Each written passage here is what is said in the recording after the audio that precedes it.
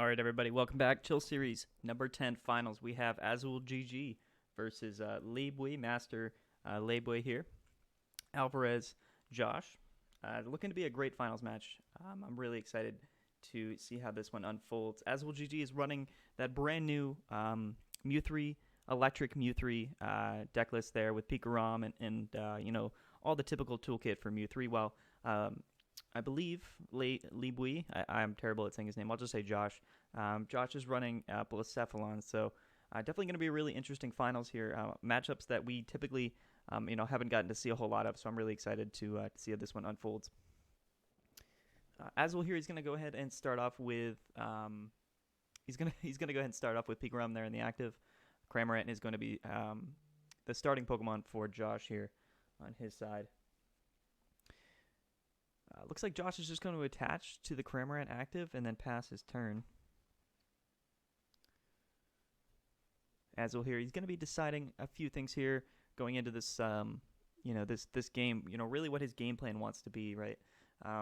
We see him actually just put that Quick Ball on Pikarom and research out his hand, getting rid of that Marnie, a Ganadel, an Aurora Energy, an Electric Energy, and a Switch card. We do see the Mew 3 in this hand. We see two more Electric Energies, Dedenne, as well as a Surfetched. Josh is able to get that Giant Hearth into the active spot right off the bat.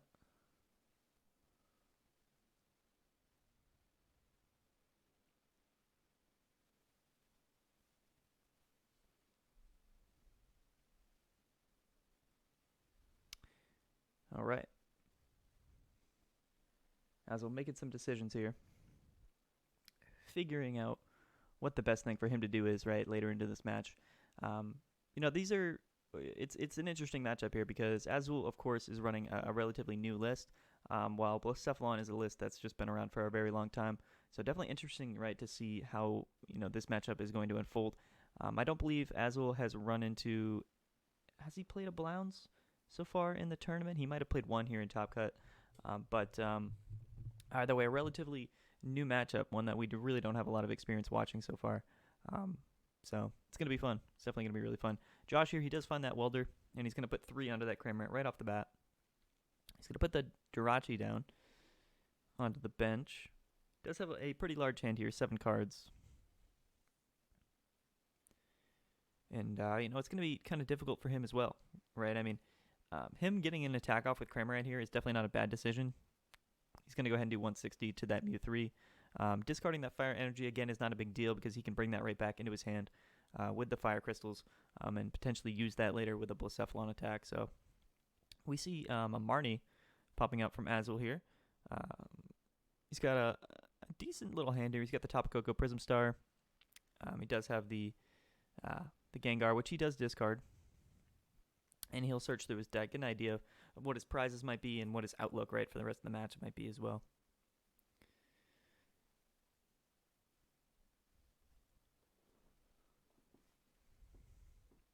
It's looking like he will have to put, 3 energies onto this Mew 3, and he is going to go right into it. He's going to use the the Greninja to draw 3 cards there. We do see an Electromagnetic Radar with 2 energies, which isn't fantastic, right? Those Aurora energies are something that could be really useful as this game goes on.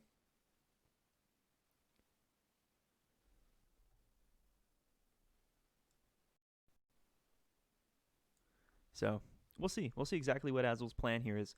That 160 damage on the Mew 3 is definitely a little bit risky in range of KO'd. Going into this next turn, of course, you can set up Blacephalon in just one turn. And doing, I think, at this point, 111 damage, just 110 damage. Not a big deal. We do see him Dedenne out that hand. Getting rid of the Raichu tag team. Putting that in the discard. Definitely a really good move, I think. A very useful card in this deck especially. But I think his main motive here, right, is to perhaps, of course, get the knockout on this Cramorant this turn if he can. But after that, look to do a... look to do the Pikarom GX attack so that he can, get the two KOs in one turn and perhaps just knock out all of Josh's Pokemon, not even needing to take all of his prize cards. So we do see him pop the full blitz there. I mean, he actually puts it on the other Mew 3, which is interesting. Only, I guess, because I guess he's assuming that Josh will be able to populate Pokemon on his bench, and we do see the Crobat, yeah. So definitely a smart assumption. That would be honestly a very bold play if he were to put all 6 of those onto this active Mewtwo. That would be a little bit risky for sure. And I think what he did was the safer decision, for sure. But we'll see what Josh is able to do here going into this next turn. I'm not sure if he has Welder in hand. He does have Hearth, so if he does have access to Welder, we will be due to the Oricorio, so that is going to be 3 more draw cards. And there's the Mewtwo to get that Welder back onto the top of his deck. So very good play there from Josh. I'm going to be able to probably get the KO on this Mew 3 this turn with this Cramorant. And kind of put Azul in a somewhat of a difficult position here. He does have that other Mew 3 on the bench with 3 energies onto it. But the thing is, right, if Josh is able to set up that Blacephalon, he can kind of wait a few turns, right, kind of buy his time, get that Blacephalon set up, and just get the one-hit KO on either that Pikarom or the Mew 3 and finish off the game by taking the last 3 prizes.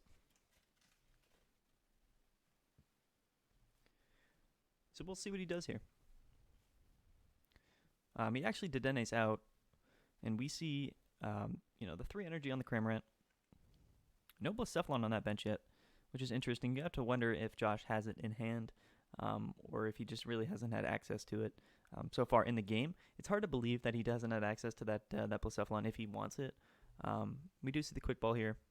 Gets rid of the Reshizard, actually, but does grab the Blacephalon. I think that's probably a better move for sure.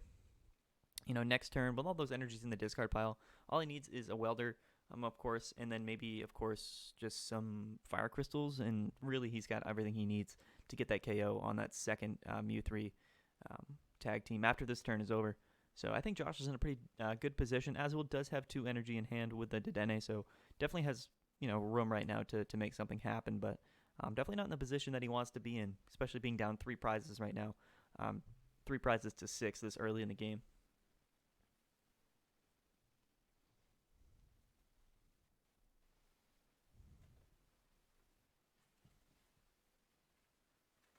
All right.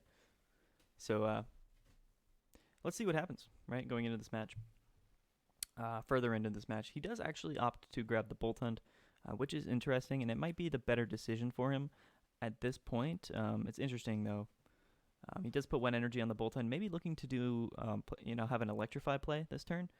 Could be a good move, right? Kind of guarantee that next turn he has the 6 energies onto this Mew 3 Welder.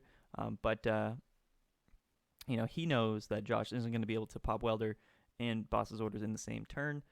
So again, we do see the reset stamp, though, which actually might be a better play. Stamping Josh down to 3 cards, getting the KO on this Cramorant, bringing Azul up to 6 cards in his hand, and he does find another stamp, actually, which is very good. He should be safe this turn, I think, from getting knocked out. But you never know with Oricorio and Jirachi in the active spot. Josh really, you can't count him out yet. He, of course, has everything that he needs right now to perhaps find the cards that he needs to get this KO on this Mew 3 in 1 turn. But, of course, it could be a pretty difficult situation for him for sure. Azul has a kind of an interesting hand here. His bench is full, right? So probably won't be able to play like another Dedenne or anything like that to shift through his hand. He does have Research, but of course, he might want Boss this next turn. And he might want a few other cards that aren't particularly in his hand just yet. So we'll see. We'll see what his move is here. Of course, next turn he can't stamp him again, but he's going to want to knock out that Oricorio if he can, right? Any sort of way that he can get that Oricorio out of there and then stamp. That could be a really good play for him, especially moving on later into this match. We see Josh here. He's kind of waiting out. He's trying to figure out what his best move is. We see a Stellar Wish. Did already pop the Oricorio, and we see we actually saw the Ordinary Rod get some energies and that the Pokemon back into the deck. We see the Welder, 2 onto Blacephalon, and there is the Giant Hearth. But of course, he can't play 2 in 1 turn, so he's safe from having that Giant Hearth, really be any threat this coming turn. looking like he'll be able to live this turn no matter what. And at this point, I guess he's really hoping to perhaps top deck into like a boss's orders. That might be pretty ideal for Azul here. But of course, he's not out of the woods yet. So this is kind of that strange middling point in the match where it really could go either way, depending on what these two players draw in the next few turns.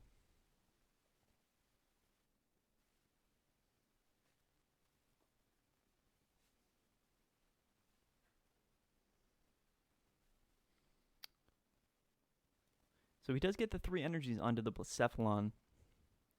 And he does have a Blacephalon in his discard pile as well, with 2 welders and a whole bunch of energies. Only 3 cards in hand, and I got to imagine that those 3 cards in hand aren't everything that Josh needs right now. I suppose that would be like 2 crystals and a switch card. But you never know. You definitely never know.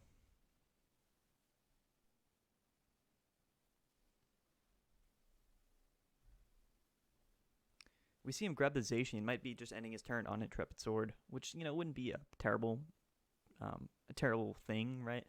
He is sort of ahead on prizes. Really, all he has to do is survive for the next few rounds. Goes into the Dedenne in the active spot, which is interesting. But I suppose he wants to save that Jirachi for next turn. Kind of baiting the KO on this Dedenne, honestly. As I was going to Cherish Ball, look through his deck. Does not think he can grab with that Cherish Ball. And I believe the only Pokemon left in his deck is that Sirfetch'd. Looking like 8 energies in Josh's discard pile. 3 under that Blacephalon. We see the Aurora go onto the Boltund, which is interesting. Maybe perhaps looking for just some KOs with that Boltund. And also, right, hoping that Josh doesn't have Boss. Could be a really good move, right? So that Boltund is only worth 2 prizes and can get to some pretty nasty KOs here. So it's looking like that's probably, it's probably Azul's best move here, I think, at this point in the game. He doesn't want to keep that Mew 3 in the active spot in case Josh does get what he needs to get the KO on the Mew 3. So getting the KO on this Dedenne with the Boltund is going to be really good. And that Swell was actually really clutch as well. Definitely super, super clutch. We see him Quick Ball away the Cherish Ball. Grabs that Sirfetch'd. I guess just to sort of thin out that deck. And he will get that perfect 160 KO on that Dedenne. And now really he's in this position where if he can, well, actually that's game. In most case scenarios, right? Josh at this point really needs a way to find a bunch of fire energies to put into his hand, which is going to be hard, that he does not have access to Giant Hearth, and he also needs Boss's Orders as well to gust into that Mew 3, or the Pikarom, right? That's another thing to note, that Pikarom has less HP. He only needs 5 in hand to knock out the Pikarom, while he would need 6 in hand to knock out that Mew 3. We see 1 Fire Crystal. And he's got 3. Oh, and there's the second Fire Crystal. And I believe he definitely has Switch in hand, so that's going to be game. That's going to be a game 1 here. We'll scoop up now while Azul scoops himself, right? So very unfortunate, but when it comes down to a turn like that, that Oricorio is really just the difference, right? Being able to draw 3 cards every turn, as well as having that Jirachi, being able to put that in the active spot is going to be the difference. So definitely not a bad game from either competitors at all. Kind of, again, came down to who kind of got that faster start. Difficult position for Azul there, not being able to draw into boss at all during that middle sort of phase in the game. That could have been really good for him. Getting the KO on that Blacephalon would have been really nice. Or maybe just sort of bossing into that Oricorio to get the KO there would have been even better. But anyway, we're going to go into game 2. And Josh is, of course, up 1-0 here against Azul. Azul will ask to go second. I think that's a good decision.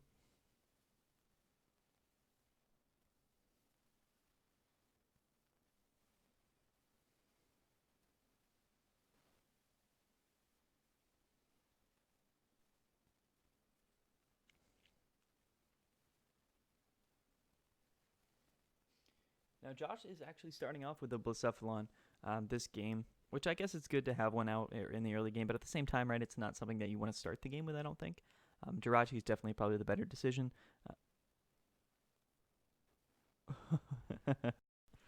Hold on one moment. Oh, he left. Okay. It's always funny when somebody hops in here. Okay, we're back in it. Sorry about that. So Josh here is actually just going to discard 1 energy with the Giant Hearth, put 2 more into hand. I'm going to attach 1 manually to that Blacephalon. Going first, I think, is not obviously not ideal for Blacephalon players, and going second seems to be, for the most part, the better decision for Azul playing this deck in particular. And he actually goes and grabs the Gengar there. Maybe looking to do a Horror House play. That could be really, really cool. I mean, he grabs the Vileplume as well. Maybe going for a different approach in this coming game. And he discards the 2 Lightning Energies while discarding those 2 GX Pokemon as well. He does find a Swell, which could be really good. And a Boltund as well. A lot of search here. That Chaotic Swell, definitely not a bad decision to pop that out as well either. I believe he did play Dedenne, right, to end this turn? Or, sorry, to end his last hand, which means he won't be able to Dedenne out again this turn. He does have the Crobat, though, which probably is going to be his better move.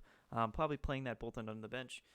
Maybe using Cherish Ball to find something that he can discard with Giant Hearth might be smart. Although I'm not sure if there's anything really else in his deck that he needs to discard. But thinning out his deck is probably going to be really smart as well. He actually discards the Switch, doesn't grab anything with the Cherish Ball, and then plays the Giant Hearth, which is interesting. But, of course, Azul, very experienced player. I'm sure he had plenty of reason to do a play like that.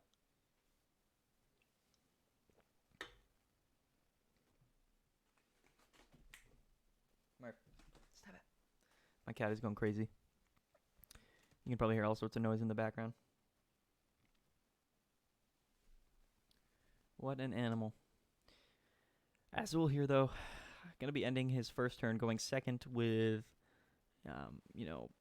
not a lot of cards left in his deck, but of course this deck thrives on discarding cards, so definitely not a bad position for Azul right now. Getting this set up early game is definitely going to be the most important aspect of this matchup.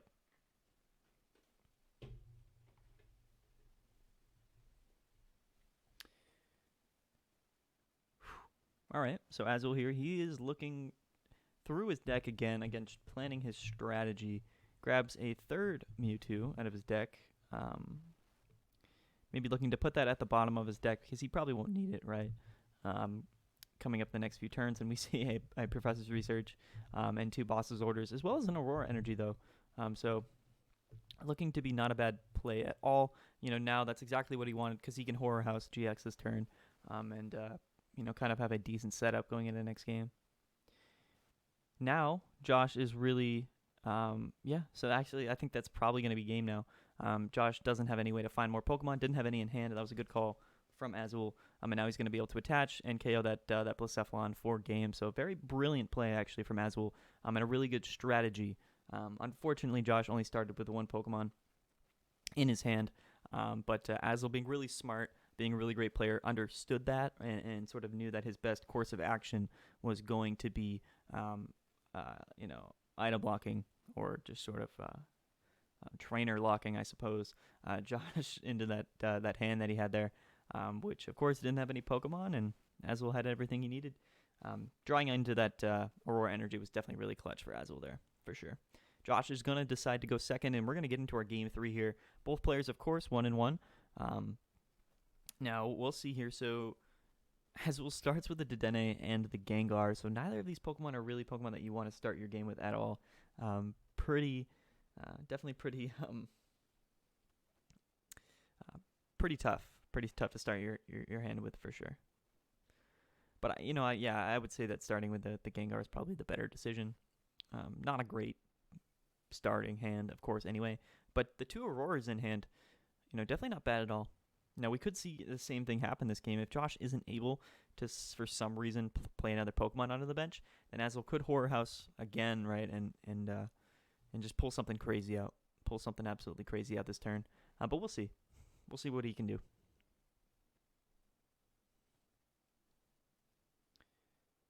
That is kind of a stretch, right? So I don't know if that's probably the best decision, personally. But, we'll see what he decides to do. He's going to go ahead and Electromagnetic Radar, discarding the Energy and the Research. And he will grab a Raichu and a Pikarom. And I think that that's also a pretty good decision as well.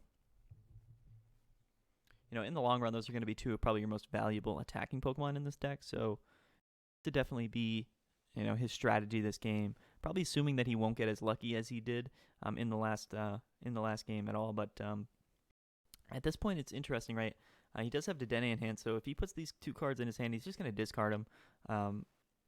Probably attach one of those Aurora Energies and then hope, right, to draw into maybe like a Mewtwo or some other Pokemon that he really could use this turn.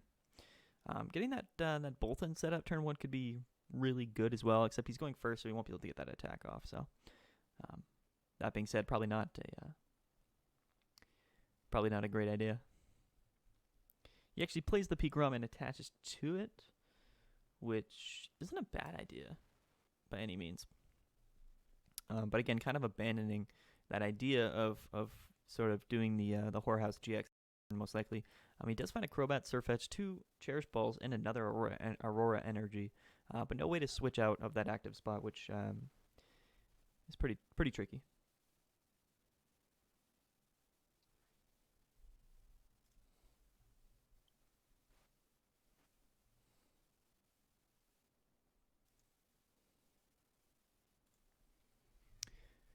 All right.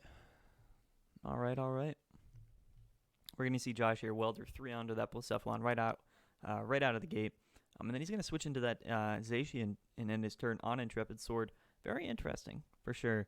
Very interesting, and sure. He does find the Mew 3, though, and Cherish Balls, Marnie, Aurora Energy. He's got a lot of things in his hand. He might be able to knock out either of these Pokemon this turn if he plays his cards right, or if he gets lucky, right? I mean, that's definitely part of it. Marnieing this turn is definitely important, as well as finding a Chaotic Swell, I think, is definitely a good idea. Or, of course, it's definitely a good idea, but it's something that he would probably be looking forward to finding here. We see Research, another Mew 3, Naganadel, Energy, and a Quick Ball. He's probably wondering, how many energies are in my discard pile? Only one, right? Only one Electric Energy. But is it worth discarding this one and risking the chance of not getting the attachment this turn? And he's actually just going to attach and pass, right, to end his turn. This Gengar here in Mimikyu tag team in the active spot is a little bit, it's a little bit awkward for Azul right now. We can see Josh attached to the Zacian, which is interesting. I guess he really needs to find a way to switch out. And I guess that's probably his best decision. Both players kind of passing their turns. We do see a boss's orders, though. If he's able to just sort of boss into that Blacephalon and get the switch somehow into Pigrom, then he can, he can really make something happen here. But of course, this is the last game of Grand Finals here. Chill Series number 10. Actually, the last match of the last Grand Finals of the entire season, not including Invitational or LCQ, of course. We did 10 tournaments this season. This is the 10th tournament before we go into sort of the postseason, I guess you could say. But very cool to have these two players match up here in the finals. We see him, I believe, to detonate out, quick balled into the Gloom, or sorry, the Vile Bloom, and he's going to go ahead and research out, to detonate out the rest of his hand. Okay. I was not paying attention. Okay. So definitely very interesting, for sure. He's going to go ahead and pass. So nothing in his hand that really is too great for him, I think. Josh does get the second energy onto the Zacian, which means he will be able to retreat into that Blacephalon. We see a second one come out. Going into the Jirachi, yeah, that's probably, of course, the better decision. Eventually probably going into the Blacephalon, though.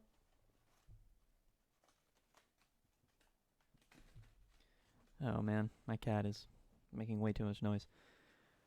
All right. Let's see what Josh finds here with the Jirachi. This could be a very decisive play here.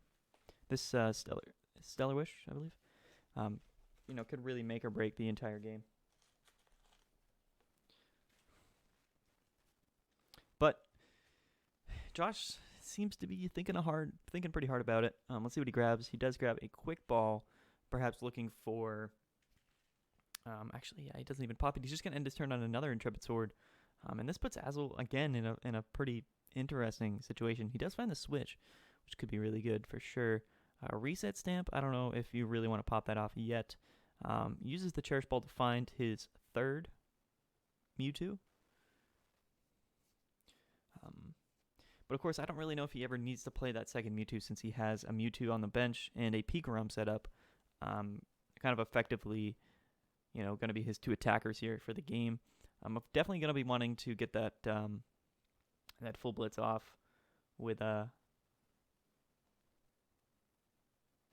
with that Pikarom, accelerating some more energy onto his board. Attaches to the Boltund, I think that's a good idea. Researching out is probably his best decision, but he's going to wait to do that, and he's going to get the KO onto this Jirachi, grab 3 energies from his deck, and he will be putting them onto his Mew3 Welder there. Sorry, just his Mew3. I always say Mew3 Welder because it's like, I don't know, they typically go together, right? So, but not in this scenario. Just the Mew3 with a bunch of electric cards. Very cool deck, actually. And a very good deck as well. Josh here has an absolutely absurd hand. I believe he's got, 11 cards in his hand? Maybe 12? But I'm sure he's got something useful. For sure. Definitely has something useful. Knocking out this Pikarom is definitely not out of range at all for him. He just needs, to get into that active spot, into his Blacephalon, and he just needs to get 5 energy in his hand. We that Mewtwo. Perhaps he'll use that to put that Welder on the top of his deck, but he will not be able to. He's gonna just Stellar Wish and grab it. Yeah, that is smart. I didn't think about that at all, but yeah, it makes total sense. He's gonna play the Welder probably onto that other Blacephalon. Seems to just be the only really way, the only place ever that you would put that energy on. In a very interesting position here. I'm sure his hand is loaded with fire energy since he put 3 onto his second Blacephalon. So he's got the energy retrieval here. Most definitely has a way to switch into that Blacephalon and will most definitely get the KO here on this Pikarom, putting Azul not in a great position. I think at this point, there's not a whole lot that Azul can do. You can knock out one of these Blacephalon, but at the same time, he has one on his bench already set up. And all he has to do is boss while getting some energies in hand into one of those 2 prizers. Oh, sorry. He's going to actually have to knock out one of the 3 prizers. But again, shouldn't be a problem for him at all. Definitely shouldn't be too much of a problem.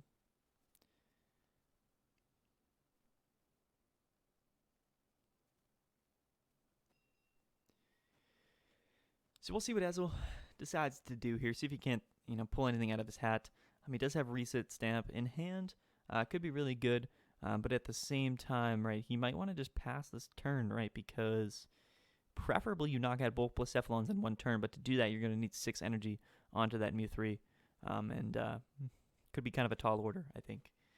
Could definitely be kind of a tall order. We'll see. We'll see, though. Again, anything can happen. I guess if Josh has to pass next turn, if he isn't able to get any attack off or anything like that, then or get any KOs, then Azul, I guess, has a pretty decent. Is he going to be able to get 6 energies onto this Mewtwo at all? Is it possible for him? Well, I guess he could end his turn with the Electrify. So yeah, I assume it would be possible. And he's going to Dedenne out. Does find another Stamp into Boss. I wonder if playing the Boss this turn is the better decision. Maybe going into the Zacian. That goes into the Oricorio, yeah, and he's actually going to knock out the Oricorio. This is a really good. That was a really good play for Azul here. Not only is he taking 2 prizes, which is definitely really good, but he's putting himself in a position where he might be able to take those 3 prizes next turn. So definitely super cool, really cool. And now Josh really doesn't have any means to draw more cards. He does have the Jirachi to go into the active spot here. He discards the Welder. Supposes he doesn't really need it right at this point. He's got both Blacephalons set up. Doesn't really need to attach any more fire energies for the rest of the game. Right now he's looking to draw some cards. The Crobat's going to help him with that. Does find the Giant Hearth, which is going to be really good for sure. And let's see if Josh is able to perhaps boss this turn while also getting enough energy in his hand to get the KO. It really all comes down to this. Azul only has 8 cards left in his deck, which is a bit stressful, but I'm sure he's got things all planned out. It's definitely not a great position that he's in, but I think best case scenario, he is able to get that Tag Bolt GX off, with the Mew 3 and take those 3 prizes for the game. But in the same vein, I don't know how he can do that without taking at least 2 more turns, right? So I think it's interesting for him. I don't know if passing last turn was a better option than knocking out the Oricorio, because last turn he had to attach manually to that Boltund. He could have, I guess, attached manually to the Pika, or sorry, the Mewtwo there, which would give him the ability to attach manually this coming turn, and then, well, I guess he really had to take. Well, it's tough. It is tough. So, again, I don't know what the correct play was. I guess if I was playing personally, I would have passed that turn, and then tried to Tag Bolt GX and knock out both of those Blacephalon next turn. Perhaps maybe even buying yourself more time, because you do have a Stamp, you do have a Swell there in hand. So, it's an interesting situation. Kind of a catch-22. We do see an Ordinary Rod, where he does put that Oricorio back into his deck, as well as a Jirachi. Is that ideal? I think it's better than nothing for Josh. So I think that Oricorio could come in clutch late in the game. Putting it back in the deck, you're not really losing anything, and putting those 2 Fire Energies back in the deck is not a bad idea either. He discards 1 Blacephalon, grabs 2 Fire Energies with the Giant Hearth. So how many Fire Energies could be in his hand right now? Does he have enough? Does he have Boss? Oh, he's going to Fireball Circus.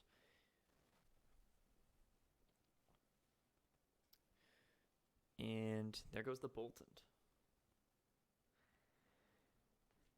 He's in a very interesting spot here, for sure.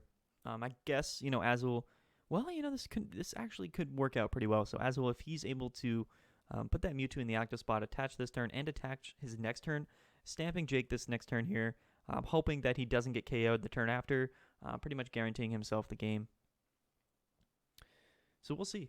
He does have Swell, does have Stamp, does have an Energy in hand. But all 3 Dedenys have been played. He doesn't really have any way of finding more energy in his deck without maybe Marnieing this turn. And I don't know if he's got any energy left in his deck. If so, it might be on the bottom.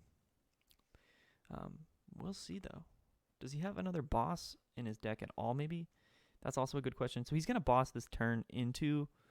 Well, so he's deciding, right? Do I knock out the Jirachi this turn and then hope to wait, right? Because he can attack this turn for sure.